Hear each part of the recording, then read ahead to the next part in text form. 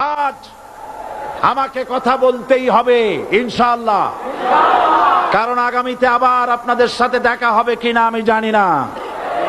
কথা বলতেই হবে। বসেন, কেউ দাঁড়িয়ে থাকবেন না।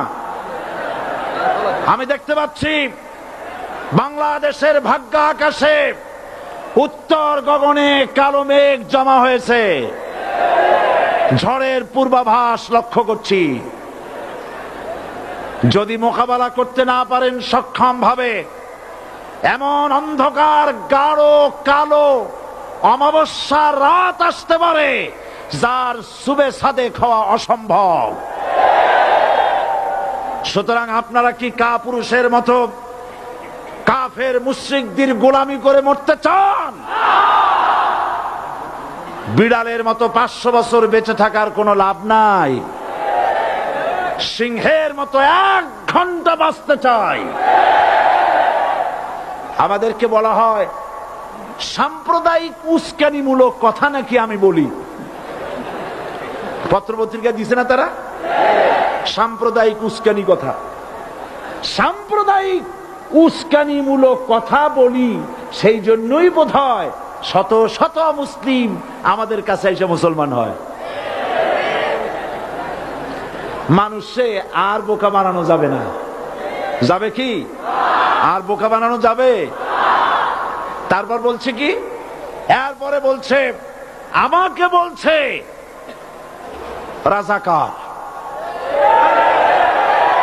শুনে রাখো চট্টগ্রামের লক্ষ লক্ষ জনতা, পার্লামেন্টে যখন আমাকে এই কথা বলা হয়েছিল, আমার পার্লামেন্টের কলিগ জাফরুল্লাহ চৌধুরী সাহেব বসে আছেন এখানে,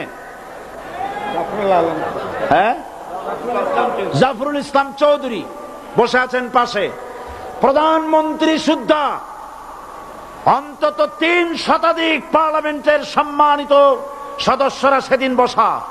1997 সনের বাজেট বক্তৃতা যখন আমি করতেছিলাম, ডক্টর কুদরতে খোদা, নাম রাখছে কুদরতে খোদা, আসলে গজবে খোদা।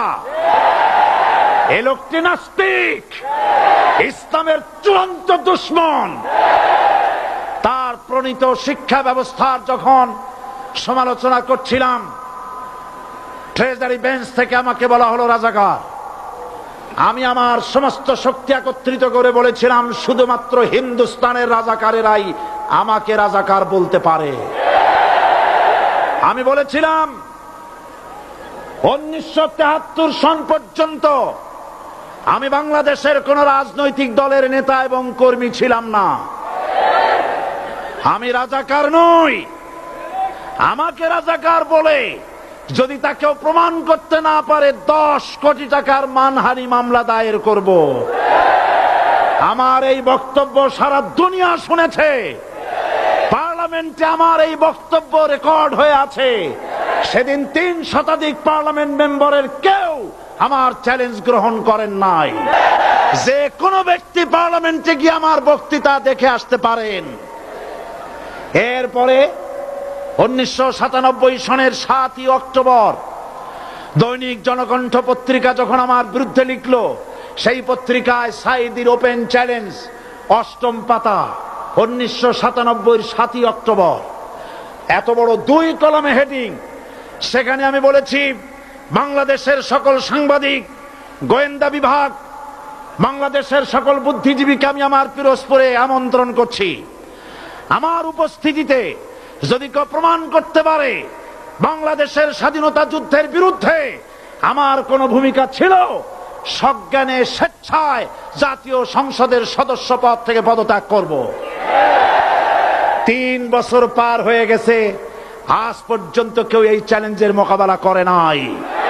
সুতরাং আমাকে যারা রাজাকার বলবে তারা পিতৃ পরিচয়হীন অবৈধ সন্তান।